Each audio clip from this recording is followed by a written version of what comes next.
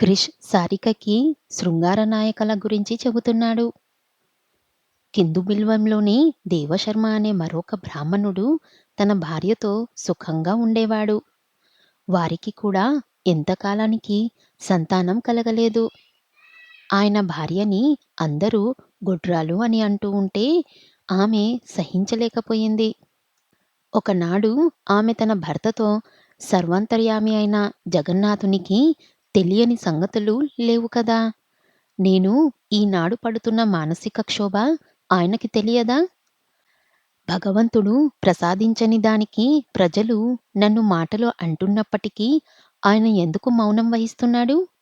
మీరెందుకు మౌనం పాటిస్తున్నారు? స్వామీ, నా కోసం కాకపోయినా ఈ లోకం కోసమైనా ఇప్పుడు నాకొక సంతానం కావాలని కోరిక పుడుతుంది. స్వామీ, బహుశా సంతానవతి అయ్యే యోగం నాకు లేదు కాబోలు. అందుకే వీరందరి చేత మాటలు పడుతున్నాను. అలా అంటూనే ఆమె తల కొంచెం పైకెత్తి ఆకాశం వైపు చూస్తూ, ఓ భగవంతుడా, జగన్నాథుడా, నాకు సంతానం కలిగే యోగమే లేకపోయినప్పటికీ అరువుగానైనా ఒక సంతుణ్ణి ప్రసాదించకూడదా? నువ్వు ప్రసాదించిన ఆ సంతుని తిరిగి నీకే సమర్పిస్తాను. కనీసం ఆ వరమైనా ప్రసాదించు. తద్వారా ఈ లోకులకు నన్ను అవమానించే అవకాశం లేకుండా చేసుకుంటాను అని అడిగింది కన్నీళ్లతో. అప్పటి వరకు ఆమెతో పాటుగా మౌనంగా బాధపడుతున్న దేవశర్మ ఒక్కసారిగా కలవరపడి, అయ్యో, ఎంత మాట అన్నావు దేవి.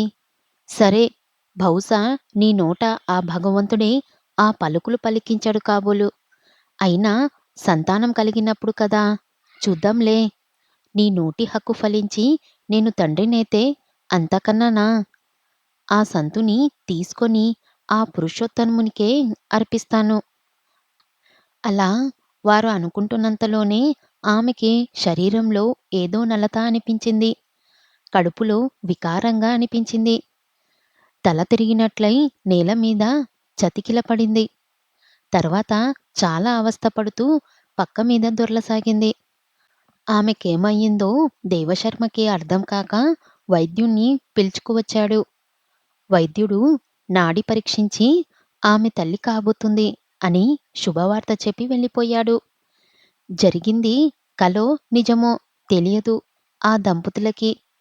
వారు స్వామికి మొక్కుకున్న ఒక ఘడియలోనే శుభవార్త తెలిసింది. వారిద్దరూ ఒక నిశ్చయానికి వచ్చారు. ఆ సంతానాన్ని జగన్నాథుకే సమర్పించాలని. నెలలు గడిచిన తరువాత ఒక సుముహూర్తంలో ఒక ఆడశిశువు జన్మించింది. లక్ష్మి కళ్ళతో పుట్టిన ఆమెకి పద్మావతి అని పేరు పెట్టారు. ఆమె తరువాత ఒక మగ శిశువు కూడా జన్మించాడు. వారి ఆనందానికి హద్దు లేకపోయింది. పద్మావతికి సంగీతం, నాట్యం నేర్పించారు.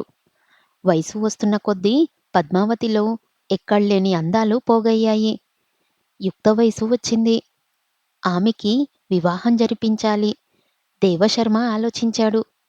పద్మావతిని జగన్నాథునికే సమర్పిస్తామని ఆనాడు మొక్కుకున్నారు. ఆమెని చక్కగా తీర్చిదిద్దుకుని పెంచుకున్నారు. ఇప్పుడు ఆమె అన్ని రకాలుగా తగిన కన్య. ఈమె వివాహం మీద తమకేమీ అధికారం లేదు. ఈమెని స్వామికే సమర్పించాలి అని నిర్ణయించుకున్నారు. ఇన్ని రోజులుగా ఆమె మీద పెంచుకున్న మమకారాన్ని మనసులోనే అణగ్రహదొక్కి పాపని తీసుకొని మర్నాడే ఆలయంలో అప్పగించి రావాలని నిశ్చయించుకున్నారు. వారికి తిండి సహించలేదు. ఎంతైనా ఆమె తమ కన్న కూతురు. దుఃఖం పొంగుకు వస్తున్నా తండ్రి ఎలాగో గుండెను దిటువు చేసుకున్నాడు. కాని తల్లి ప్రాణం విలవిలాలాడింది. ఆ రాత్రి వారు ఏమీ ఆహారం తీసుకోకుండానే నిద్రకు ఉపక్రమించారు. అయినా నిదుర ఎలా పడుతుంది? బాధపడకు దేవి. స్వామి ఎంతో దయతో మనకి సంతానాన్ని ప్రసాదించాడు. మరి మనం కూడా మాటని నిలుపుకోవాలి కదా! ఆమె కన్నీళ్లు కార్చుతూనే ఎప్పటికో ఒక రాత్రివేళ నిద్రపోయింది. దేవశర్మకి కూడా నిద్ర ఆహ్వయించింది. అప్పుడు స్వామి కలలో కనిపించి, దేవశర్మ, పద్మావతిని నాకు అప్పగించనవసరం లేదు. మీరు బాధపడకండి. ఆమె కూడా మిగతా కన్యలలాగానే వివాహయోగ్యురాలు. ఆమెను జయదేవుడు అనే అతనికి ఇచ్చి వివాహం జరిపించండి. అతను అడవిలో ఒంటరిగా ఉన్నాడు. అతను వివాహానికి ఒప్పుకోడు. అతని వద్దే ఆమెని వదిలిపెట్టి రండి. మీ అల్లునికి, కూతుళ్ళనికి కూడా అఖండ కీర్తి ప్రతిష్టలు కలుగుతాయి అని ఆస్వాదించాడు. కల నుంచి మేల్కొన్న దేవశర్మ భార్యని నిద్రలేపి జరిగింది చెప్పాడు. ఆ తర్వాత ఆయన తన భార్యతోనూ, కొంతమంది పెద్ద మనుషులతోనూ అడవి మార్గంలో పట్టాడు. అక్కడ వారికి ఒంటరిగా ఒక చిన్న ఆశ్రమంలో ఉంటున్న జయదేవుడు కనిపించాడు. వారి ఆనందానికి హద్దు లేకపోయింది. వారు జయదేవునికి కలుసుకొని జరిగింది చెప్పి, ఈ క్షణం నుంచి ఈమె నీ భార్య. ఇది జగన్నాథుని తీర్పు కనుక స్వీకరించు అని అన్నారు. అయ్యా, తమరెవరో నాకు తెలియదు. నాకు ఈ వివాహం, సంసారం వీటి మీద ఎటువంటి మమకారము లేదు. నా తల్లిదండ్రులకి నేను ఒక్కడినే సంతానం. వారు నన్ను వివాహం చేసుకోమని ఎంతగానో బతిమాలాడేవారు. నేను ఇష్టపడలేదు. చివరికి విసిగిపోయి వారు నన్ను అడగడం మానేశారు. ఆ తర్వాత కొంతకాలానికి వారు గతించారు. ఆ తర్వాత ఇక్కడికి వచ్చి ఎంతో ప్రశాంతంగా జీవిస్తున్నాను. ఇప్పుడు మీరు నన్నెందుకు నిర్బంధిస్తున్నారు? నేను ఈ కన్యని స్వీకరించలేను. అన్యథా భావించవద్దు. ఈ పేద బ్రాహ్మణుడు మీకు ఏ విధంగానూ సహాయం చెయ్యలేడు. క్షమించండి. జయదేవుడు కన్నెత్తి పద్మావతి వైపు చూడను కూడా చూడకుండానే, మారుమాటకి అవకాశం ఇవ్వకుండానే తపస్సులో మునిగిపోయాడు. దేవశర్మ చాలా ఆలోచించి ఆమెని అక్కడే ఉంచేసి తన పరివారంతో వెళ్ళిపోయాడు. అక్కడ ఆ అడవిలో ఆమె నిస్సహాయంగా ఒంటరిగా ఉండిపోయింది. అయితే ఈ విషయం జయదేవునికి తెలియదు. ఒంటరిగా అడవిలో పద్మావతి ఏ విధంగా గడిపింది? జయదేవుడు ఆమెని చూశాడా? స్వీకరించాడా? యుక్త వయసులో ఉన్న పద్మావతి అడవిలో ఒంటరిగా ఉండిపోయింది. ఒంటరిగా ఉన్న పద్మావతికి ఏం చెయ్యాలో ముందర అర్థం కాలేదు. చిన్నపిల్ల, అదే అడవి, తనకంటూ ఎవ్వరూ లేరు. అక్కడ ఎవరితోనూ పరిచయం కూడా లేదు. తన అనుకున్న జయదేవుడు తన వైపు చూడడు. ఆమె శ్రీకృష్ణుని ప్రార్థించింది. తనకి కొంచెం ధైర్యం వచ్చింది. ఆ తర్వాత ఏం చెయ్యాలా అని ఆలోచించింది. తనని నిర్దాక్షిణ్యంగా ఇక్కడే వదిలివేసిన తల్లిదండ్రుల గురించి ఆలోచించలేదు. నిర్దాక్షిణ్యంగా తనను కాదన్న జయదేవుని గురించి కూడా ఆలోచించలేదు.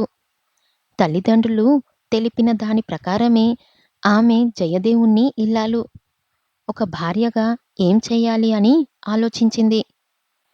ఆమె తల్లి తన తండ్రికి ఏమేమి పనులు చేసేదో గుర్తుకు వచ్చాయి. అయితే ఆ పనులు ఆమె చెయ్యడాన్ని తన తండ్రి ఇష్టపడేవాడు. ఆమె అది ఒక హక్కుగా భావించేది. కానీ ఇక్కడ తన ఉనికి కూడా ఇష్టం లేని ఒక వ్యక్తికి సపర్యాలు చెయ్యాలి. అది కూడా ఎలా? అతనికి తెలియకుండా, అతనికి కనిపించకుండా, అతనికి కావలసినవన్నీ సమకూర్చాలి. ఆ ఆలోచనలతో ఆమె అతని ఆశ్రమానికి దగ్గర్లోని మరొక ఆశ్రమానికి వెళ్ళింది. అక్కడ ఒక దంపతులు ఉన్నారు. వారికి తన కథని వినిపించింది. వారిని సహాయం అడిగింది. ఆమె కథ విన్నవారు సమృద్ధులై ఆమెకి ఆశ్రమం కల్పించారు. 2 రోజులు ఆమె జయదేవుణ్ణి గమనించింది. అతను నిత్యం ఏమేమి చేస్తాడో, ఏ ఏ సమయాల్లో చేస్తాడో తెలుసుకుంది. ఇక ఆనాటి నుండి ఆమె జయదేవుని కంటే ముందే నిద్రలేచి అతనికి కావాల్సినవి అందించి అతనికి కనిపించకుండా వెళ్ళిపోయేది. అతను నిద్రలేచేటప్పటికి వాటిలో అందమైన ముగ్గు ప్రత్యక్షమయ్యేది. స్నానం చేసి వచ్చేప్పటికి సంధ్యావందనానికి కావలసినవి సిద్ధంగా ఉండేవి. తపస్సు పూర్తయ్యేప్పటికీ ఆహారం సిద్ధంగా ఉండేది. కానీ అతనికి ఎవ్వరూ కనిపించేవారు కాదు. కొన్ని రోజులుగా క్రమం తప్పకుండా అన్నీ అతనికి చక్కగా అమరుతూ ఉండేవి. రాను రాను అవి ఎవరు చేస్తున్నారో తెలుసుకోవాలని అతనికి అనిపించింది. ఒకరోజు తీవ్రంగా ఆలోచించాడు. ఎవరు ఈ పనులు చేస్తున్నారు? వారు తన నుంచి ఏం ఆశించి ఇవి చేస్తున్నారు? కొంతమంది శిష్యరికం చెయ్యడానికి వస్తారు. వారు ఇలాగే సపర్యాలు చేసి వెళ్తూ ఉంటారు. అలాంటి వారైనా ఈ పని చేస్తున్నారు కాబోలు అని అనుకున్నాడు. ఇలా 2, 3 నెలలు గడిచాయి. అతనికి రోజురోజు కుతూహలం పెరిగిపోయింది. ఈరోజు ఎలాగైనా సరే వారెవరో తెలుసుకొని తీరాలి. అలా అనుకున్న తర్వాత ఆ రోజు తపస్సు నుంచి ముందే వచ్చేశాడు. ఆ సమయానికి పద్మావతి అతనికి ఆహారం సిద్ధపరచేసి వెళ్ళిపోవడానికి సిద్ధంగా ఉంది. తమ ఆశ్రమంలో ఒక స్త్రీనా? జయదేవుడు ఆశ్చర్యపోయాడు. లోకోత్తరమైన సోయగంతో మెరిసిపోతున్న ఆమెను చూసి జయదేవుడు బహుశా ఏ దేవకన్యో ఇలా వచ్చిందేమో అని భావించాడు. వెంటనే ఎవరు నువ్వు? ఎందుకిదంతా చేస్తున్నావు? కొంచెం తీవ్రంగా అడిగాడు. పద్మావతి ముందు బిత్తరపోయింది. ఏనాటికైనా జయదేవుడు అతనిని గుర్తిస్తాడు అని ఊహించింది. కాని ఇంత త్వరలోనే అతనికి దొరికిపోతుందని ఊహించలేదు. ఆమె సిగ్గుతో తల వంచుకొని నిల్చొని ఉంది. భయపడకు. నువ్వు ఎవరో, ఏమాశించి ఇది అంత చేస్తున్నావో నాకు తెలియాలి. ఒక స్త్రీ పరపురుషుణ్ణి ఆశ్రమానికి వచ్చి సపర్యాలు చేయడం అధర్మం అని తెలియదా? చిన్నపిల్లవు. బహుశా తెలిసి ఉండకపోవచ్చు. కానీ లోకోత్తరమైన ఈ సౌందర్యం చూస్తుంటే నువ్వు దేవకన్యవని తోచుచున్నది. మీ దేవలోక ధర్మాలకి, మా భూలోక ధర్మాలకి చాలా వ్యత్యాసముంది. నువ్వు ఈ క్షణమే నా ఆశ్రమాన్ని విడిచి వెళ్ళిపోవాలి. నీవేదనైనా కోరికని ఆశించి ఇదంతా చేస్తున్న పక్షంలో నీ కోరికేమిటో సెలవియ్యి. నాకు చేతనైతే తప్పకుండా చేస్తాను. కానీ నువ్వు మాత్రం ఇక్కడ ఉండడానికి వీల్లేదు. అతని మాటలకి పద్మావతి కొద్దిగా నొచ్చుకుంది. అతను ఆమె వైపే చూస్తున్నాడు. ఆమె ఏమీ మాట్లాడలేక తల వంచుకునే ఉంది. ఒక్క నిమిషమయ్యాక, ఓ పద్మావతి ముఖి, నేను నీ సమాధానం కోసం చూస్తున్నాను. ఏమాశించి నువ్వు నాకు సపర్యాలు చేస్తున్నావు? అతను చిరునవ్వుతోనే స్పష్టంగా అడిగాడు. కొంత మౌనం తర్వాత ఆమె చిన్నగా చెప్పడం మొదలుపెట్టింది. మహానుభావా! నన్ను పద్మావతి అంటారు. నేను ఈ సపర్యాలు ఏదో ఆశించి చేయడం లేదు. ఇది నా ధర్మంగా భావించి చేస్తున్నాను. ధర్మమా? ఏ ధర్మం ప్రకారం చేస్తున్నావు? అడిగాడు ఆశ్చర్యంగా. ఆమె ఇంకా తల వంచుకునే ఉంది. తర్వాత నెమ్మదిగా కొన్ని రోజుల క్రితం దేవశర్మ అనే బ్రాహ్మణ దంపతులు మీ వద్దకు వచ్చారు. గుర్తుందా? "ఉమ్" అన్నాడు తల ఊపుతూ. నేను వారి పుత్రికను. నేను శ్రీజగన్నాథుని వరపుత్రికనట. నన్ను జగన్నాథుకే సమర్పించాలని మా తల్లిదండ్రులు నిర్ణయించుకున్నారు. అయితే ఆ స్వామి మా తండ్రిగారి కలలో కనిపించి ఈ పద్మావతి జయదేవునికి భార్య కాగలదు అని సెలవిచ్చారు. అందుకే వారు మీ వద్దకు వచ్చి నన్ను స్వీకరించమని ఎంతగా ప్రార్థించినా మీరు కనికరించలేదు. అప్పుడు మా తండ్రి జగన్నాథుని ఆజ్ఞని మీరెళ్ళాక నన్ను పిలిచి, పద్మావతి, నువ్వు జయదేవుడు నిన్ను పరిణామయ్యేటప్పటికి నువ్వు అతని ఇల్లాలివే. ఇది ఆ భగవంతుని ఆజ్ఞ. నిన్ను తిరిగి ఇంటికి తీసుకువెళ్ళడానికి నాకు ఎటువంటి అధికారము లేదు. ఆ దేవుని మీద భారం వేసి నిన్ను ఇక్కడే వదిలి వెళ్తున్నాము. జాగ్రత్తగా ఉండు. ఆ దేవుడే నీకు సర్వరక్షకుడుగా ఉండగలడు అని తెలిపారు. అప్పుడు మా తల్లి కంటనీరు పెట్టుకొని, స్వామీ, యువనవతిని, చిన్నదానిని, ఏ ఆధారము లేకుండా ఇలా అడవిలో ఎలా వదిలిపెట్టగలము? రక్షణ లేకుండా ఎలా ఉంటుంది? వద్దు, మన కూడా తీసుకెళ్దాము. వద్దు దేవి, స్వామి ముందే తెలిపాడు, జయదేవుడు స్వీకరించడు. అయినా అతనికి అప్పగించమని. కాబట్టి పద్మావతిని ఇక్కడే వదిలివేస్తున్నాను. తన మీద మనకు ఎటువంటి అధికారము లేదు. ఆ మాటలు విన్న తల్లి కన్నీరతో అలానే ఉండిపోయింది. వచ్చిన బంధువులు కూడా ఏమీ మాట్లాడలేకపోయారు. ఆ తర్వాత వాళ్ళు నన్ను ఇక్కడే ఈ ఆశ్రమంలోనే వదిలి వెళ్ళిపోయారు. నాకు ఏం చెయ్యాలో పాలుపోలేదు. ఆ క్షణంలోనే మిమ్మల్ని త్రికారణ శుద్ధిగా నా ప్రాణనాథునిగా స్వీకరించాను. అందుకే సపర్యాలు చేస్తున్నాను. నేను మీ నుంచి ఏమీ ఆశించడం లేదు. కేవలం నా సేవలు స్వీకరించండి చాలు. ఎందుకంటే ఈ ప్రపంచం ఎంత విశాలమైనా నాకు మాత్రం ఇరుకుగానే ఉంది. ఎక్కడా తావులేదు. ఆ మాటలు వినగానే జయదేవుడు ఆశ్చర్యపోయాడు. ఏంటి ఈ స్త్రీల తత్వం? భర్త అన్న 2 అక్షరాలకి ఎంతలా కట్టుబడి ఉంటారు? ఈమెని నేను పరిణయమాడలేదు. అయినప్పటికీ నన్ను భర్తగా నిర్ణయించిన తన తల్లిదండ్రుల మాటికి కట్టుబడి ఈ అడవిలో ఒంటరిగా భయం అన్నది లేకుండా ఇంత సేవ చేస్తున్నది. ఈమెను నేను కాదన్నప్పటికీ బాధపడటం లేదు. నా సుఖం మాత్రమునే కోరుకుంటున్నది. ఎంతటి మానసిక స్థైర్యం! ఆహా! స్త్రీలు ఎంతటి పవిత్రమూర్తులు! నిజానికి పురుషుడు ప్రతిక్షణం స్త్రీల మీదే ఆధారపడి ఉంటాడు. ఆమె లేని జీవితం నిరర్థకం. స్త్రీ తల్లి రూపంలో జన్మనిస్తుంది. తోబుట్టువు రూపంలో మమతలు పంచుతుంది. భార్య రూపంలో జీవితాన్ని సార్థక చేస్తుంది. అసలు భార్య లేకుండా ఏ దానము, యజ్ఞము, అస్సలు ఏ కార్యము చెయ్యడానికి కూడా పురుషులకి అధికారము లేదు. అర్హత లేదు. అయినప్పటికీ స్త్రీలు ఏమాత్రం గర్వితులు కాకుండా పురుషుల సేవలోనే పరమార్థము వెతుక్కుంటారు.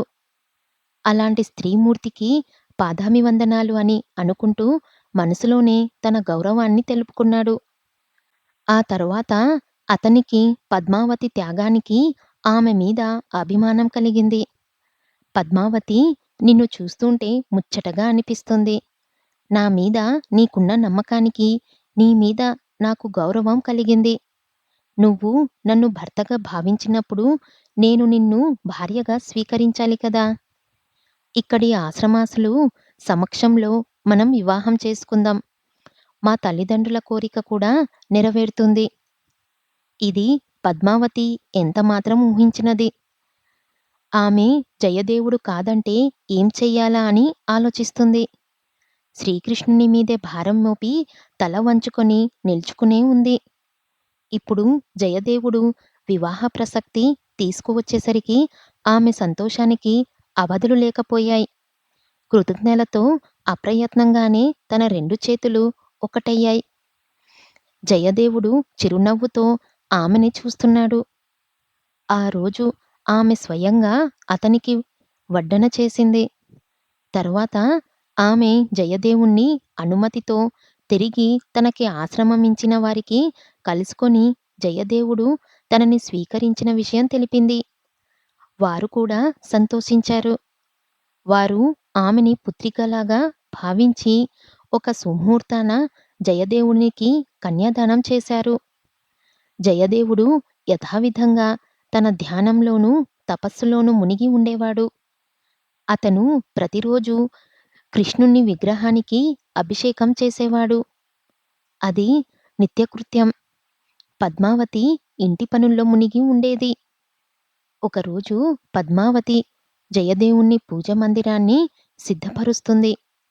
ఆమె పని ఇంకా పూర్తి కాకుండానే జయదేవుడు కృష్ణుని విగ్రహానికి అభిషేకం మొదలుపెట్టాడు. అతను చేసే ఈ పనిని పద్మావతి ఆశ్చర్యంతోనూ, ఆసక్తితోనూ గమనించింది. వెంటనే ఆమె కంగారుగా, అయ్యయ్యో! మీరు అంతలా అభిషేకం చేసేస్తే పాపాయి ఉక్కిరిబిక్కిరి అయిపోవుడా? జాగ్రత్తగా పొయ్యండి అని సలహా ఇచ్చింది. జయదేవునికి అయోమయంగా అనిపించింది. అతనికింతవరకు అలాంటి ఆలోచన రాలేదు. ఎవ్వరు కూడా అతను చేసే ఈ పనికి ఎప్పుడూ అభ్యంతరం పెట్టలేదు. మరి ఇప్పుడు ఈ పద్మావతి ఏంటి జాగ్రత్తలు చెబుతుంది అని అనుకున్నాడు. అంటే ఏంటి నీ ఉద్దేశం? నేను శాస్త్రోక్తంగా ఎలా చెయ్యాలో అలానే చేస్తున్నాను.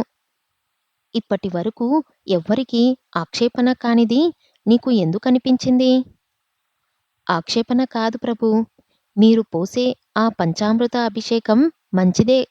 కానీ జాగ్రత్తగా పొయ్యకపోతే ఊపిరి పీల్చుకోవడం కష్టమవ్వదూ? పురుషోత్తముడు, జగన్నాథుడు, సర్వనియంత భగవంతుడైన వానికి కష్టమా? నీ భావమేమిటో నాకర్థం కావడం లేదు. ప్రభూ!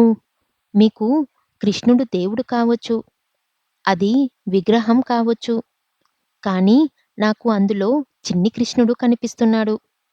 మీరు నీరు పోస్తూ ఉంటే ఉక్కిరిబిక్కిరి అయ్యి తన చిట్టి చిట్టి చేతులతో నీళ్లను తోసేస్తూ అవస్థపడుతున్న ఒక బాలుడు కనిపిస్తున్నాడు. ఊపిరి అందక కళ్ళు విప్పర్చి శ్వాస బలంగా తీసుకుంటున్న శిశువు కనిపిస్తున్నాడు. అందుకే అలా అన్నాను. క్షమించండి. ఆ మాటలు జయదేవుని మీద ప్రభావం చూపించాయి. ఆనాటి నుండి అతని దృక్పథం మారిపోయింది. ఇప్పుడు అతని చేతిలోని విగ్రహం ముద్దులు మూటాడుకడుతున్న చిన్న పాపాయిలాగా కనిపించింది. అతనికి ఒక్కసారిగా ఆ పాపాయి మీద ప్రేమ పొంగింది. గుండెలకి హత్తుకున్నాడు ప్రేమగా. ఒళ్ళు పులకరించింది. కళ్ళు మూతలు పడ్డాయి. అప్పుడు పద్మావతి, శిశువు నట్టింట్లో ఆడుతూ ఉంటే ఎంత బాగుంటుంది కదా! అవును అన్నాడు అదే పరవశ్యంతో. తర్వాత కనులు తెరిచిన అతనికి పద్మావతి శృంగార దేవతలాగా కనిపించింది. అప్పుడు అతనికి సృష్టి ఎంతటి పవిత్రమైన కార్యక్రమమో అర్థమైంది. శృంగారమే లేకపోతే సృష్టి లేదు. అది ఒక పవిత్రమైన, ధర్మబద్ధమైన, ప్రాణులు తప్పక ఆచరించవలసిన ఒక పుణ్యకార్యం. దానిమీద స్త్రీ పురుషులిద్దరికీ కూడా బాధ్యత ఉంది. వెంటనే అతనికి రాధాకృష్ణుల ప్రేమవేషపు ఘటనలు మదిలో మెదిలి అప్పటికప్పుడు ఒక గేయం ఆలపించాడు. జయదేవుని కంఠస్వరం అద్భుతంగా ఉంటుంది. ఆయన పాడుతూ ఉంటే అక్కడి ప్రకృతి పులకరించిపోయింది. అతను పరవశంతో తనకి తాను మరిచిపోయి పాడిన పాట అక్కడి ఆశ్రమవాసులను హృదయాలని తాకింది. వారు వెంటనే జయదేవుణ్ణి ఆశ్రమం వైపు అడుగులు వేశారు. అడవి మృగాల మైమరిచిపోయాయి. పద్మావతి కాలి అందే అప్రయత్నంగానే మ్రోగింది. ఆమె తనకు తెలియకుండానే నాట్యం చేసింది. ఆ నాట్యంలో ఆమె రాధగా మారిపోయింది. జయదేవుడే శ్రీకృష్ణుడైపోయాడు. ఆ ప్రేమ మహావేషపు ఘటం అంత వారి గానంతోనూ, నాట్యంతోనూ అక్కడున్న వారి హృదయాల్లో స్థిరంగా నిలిచిపోయి కన్నుల నుంచి ఆనంద బాష్పాలను రాల్చివేసింది. పాట అయిపోయింది. ఆమె నాట్యము అయిపోయింది.